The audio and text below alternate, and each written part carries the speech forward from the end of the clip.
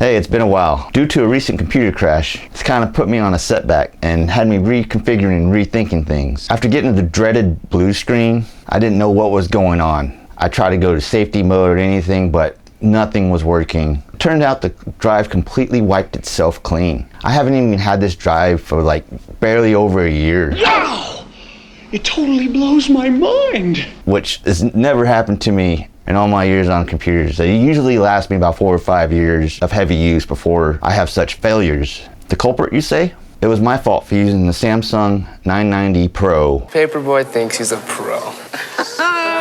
It's partially my fault for loading the operating system on this drive. I didn't do my research on drives because I focus, mainly on just filming stuff and editing. But it got me to do more research on these devices. And I found out if you're going to be using these drives, the best two options that are out there are the Seagate FiOCUDA and the Western Digital Red Edition. They have almost 4 times the life expectancy of the Samsung 990 Pro, and they're cheaper.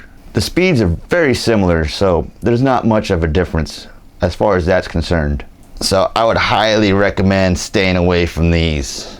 I mean, I've never had the problem with the external SSDs for my recording monitor and stuff, but considering I use DaVinci Resolve as an editing program, it likes to eat a lot of memory when it's running. So after this incident, I decided to turn my computer into an octopus with a bunch of external hard drives sticking out of it, pretty much. Since their SSD drives aren't horrible, I figure I'll save myself a hassle of having my operating system memory crash. So now I'm using an external hard drive. I'm using a Samsung T7 drive for my rendered catch. For DaVinci Resolve, I have all my footage on an SSD, and I save out my videos on a Western Digital HDD drive. Now, why do I save the final project on a Western Digital HDD drive? It's because throughout the years, those seem to last the longest before they start to die out when it comes to storing your footage. They just seem more reliable than other drives when it comes to such things. But that's just from my personal experience. I know others may have differ. There's one drive Western Digital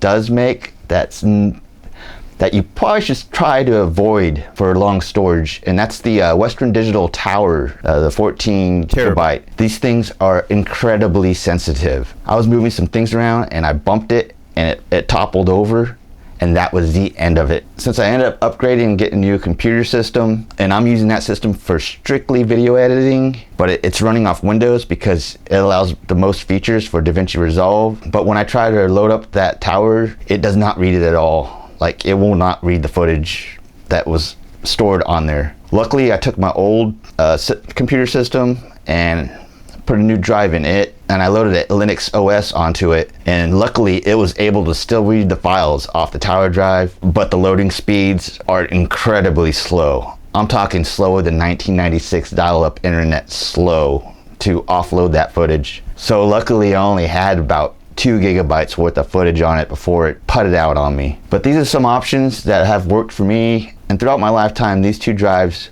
are the worst purchase you could possibly get. This is trash. And as for the Western Digital Tower, well, it's a mighty pricey paperweight.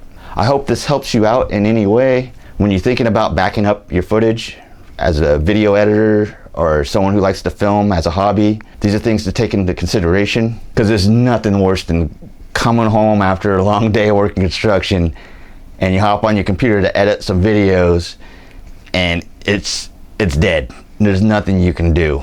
Granted, it was nice taking a month off from the electronic world and catch up on some reading, but luckily now I'm back, I'm up and running. I got the system running the way I want. Being more cautious on backing up my footage, sometimes I'd put it off, like, oh, I'll do it next weekend.